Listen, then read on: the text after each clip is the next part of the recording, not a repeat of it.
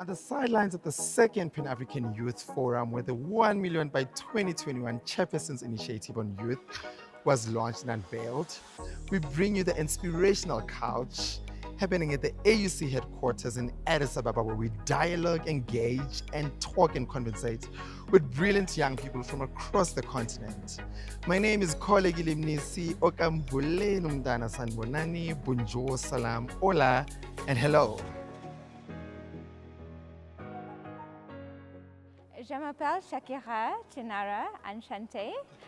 Javier l'Afrique du Sud. Hey, oui. My day job is in healthcare. I work primarily in health policy, public health, worked in malaria, health systems. Health is my life and soul, essentially. My dream is to be the Minister of Health in South Africa one day. But also, it's not just that, it's bringing healthcare to every single person out there, making the system better. That's what keeps me going. Outside of healthcare, I work with the Ahmed Kathrada Foundation, fighting for non-racism in South Africa. I'm also part of various global youth networks.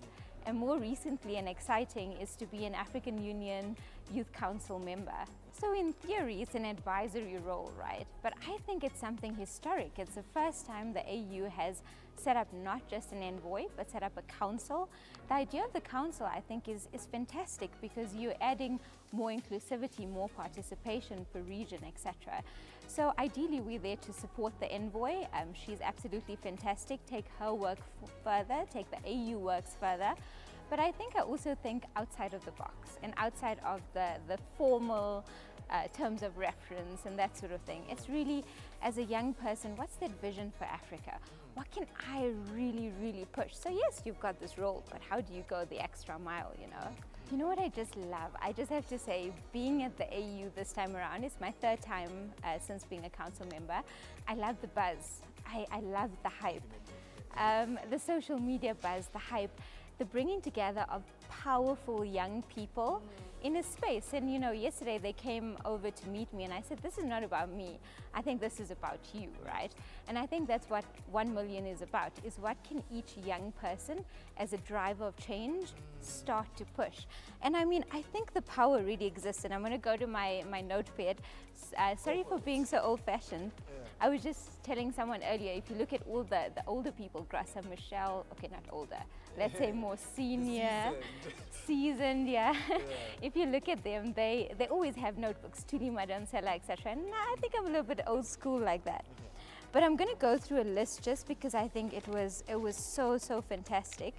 We started off the morning yesterday saying, young people, what are you doing? And I think the youth power is already here. So we had Ikram, who is from Addis, and she has a startup called Ignite Action, and they run a competition where you can win $250,000 in seed funding for an entrepreneur. Wow. There's it right there. Yeah. There's a solution. Why are you waiting for 2021, Yeah. We had Agnes from Tanzania, and she's running an exchange program with people in Germany. And I joked with her and I said, can you take us over to to Germany as well? I then got to meet Nifi Faith. We're actually both from South Africa, and she is now based at the Center for Disease Control. That is like the place in the African Union. Sorry, my health side coming out. But she also told us about the fellowship at CDC, and I quickly asked her, I said, what does this pay? Because I think part of education, engagement, employment, entrepreneurship is what's the remuneration for young public health professionals? So yeah, a little bit of a summary, but I think for me, this summit is about bringing all of that power, all of that inspiration together, and building it into the greatest thing Africa has seen. That would be my dream for 2021. 1 million, that's small. We have the biggest, one of the biggest populations of youth on the continent. I think we can reach it. So how do we take that 1 million and make it exponential? I always say we don't think small. You start small, but you go big. So for me, that's where I think we need to think as a council and support the envoy, but also the youth division in saying the programs that you're running, how do we amplify it so that every single person is reached? What we want is, and young people can't do it alone. That's missing from the narrative. So that positive intergenerational dialogue, that real dialogue, is absolutely critical. If I think professionally, I've had that as well, with mentors who just gave me the space, guided me along, but giving me that space led to such innovation. And for me, I think that concretizes what we need. But it challenges you as a young person, as an individual, right? But it's how do you rise to the challenge too? And for me, I think I'm really in my element, even as I'm speaking to you today. You know, Africa is me, I am Africa.